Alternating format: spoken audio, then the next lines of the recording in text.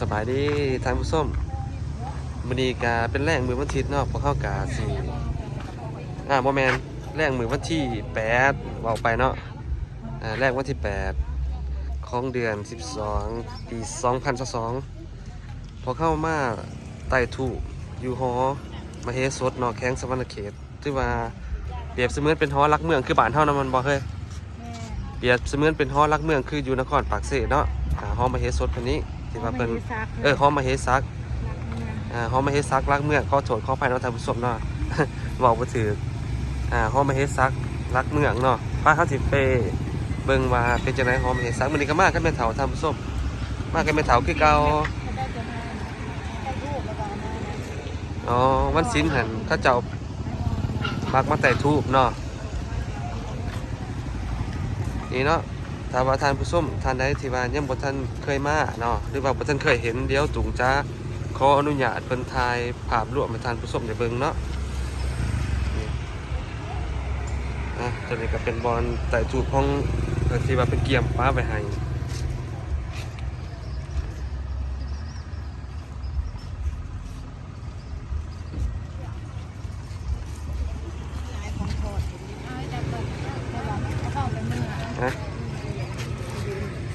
บักเบ่งนี่เขากะจะไปเคียนอยู่ด่านเทิงเนาะทางผู้ชมเนาะอยู่ด่านเทิงเดี๋ยวจุงจ้าเป็นคน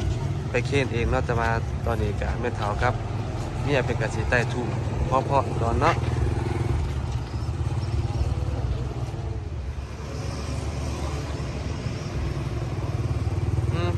ท่านผู้ชมเห็นยังบอกท่านผู้ชม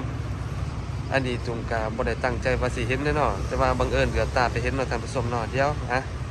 คลิปนี้สิบอกใบท่านผู้ชมเด้อมื้ออื่น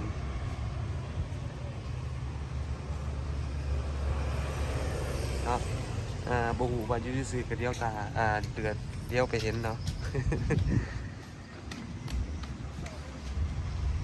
มื้อนี้ก็สิว่าเฮามา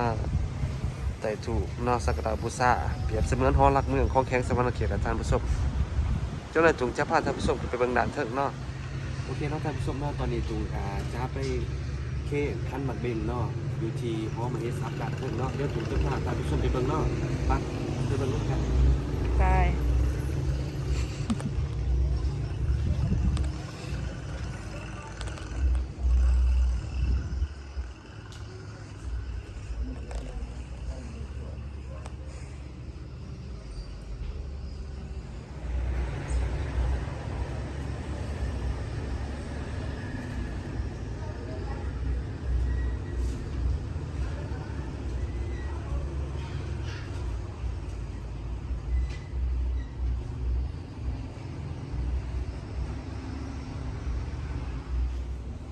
เพราะว่าเอามาเขียนแต่คันบักเบงซื่อๆเนาะถ้าสิไปแต่จูบอยู่ด่านดุม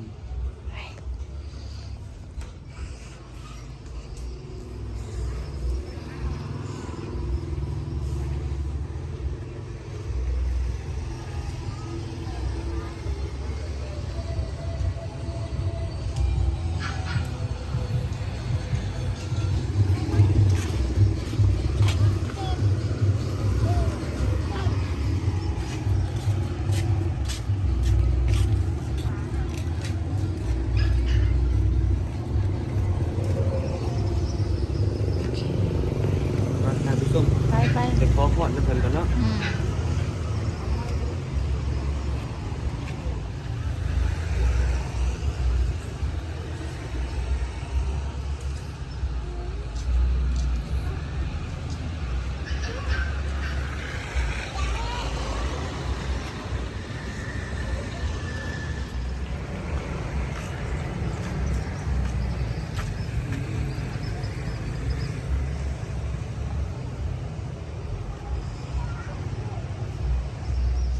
ท่านผู้ชมปะหลังจากที่เขาแต่ถูกอยู่หอมเหสักแล้วเขาก็สิพาท่านผู้ชมไปยางเบิ่งเข้มของแข้งสวรรณเขตเนาะว่าสิงามซำใดย่ามแรงเนาะย่ามตะเวนก็สิตกดินแบบนี้วันนี้ก็ไปก็ไปเฒ่าเนาะก็ว่าแม่กับลูกก็ว่าแม่กับลูกเนาะไปมื้อนี้เฮาสิไปเบิ่งเข้มของนครไกรสอนนำกันเนาะท่านผู้ชมเนาะไป โอเคไม่เท้า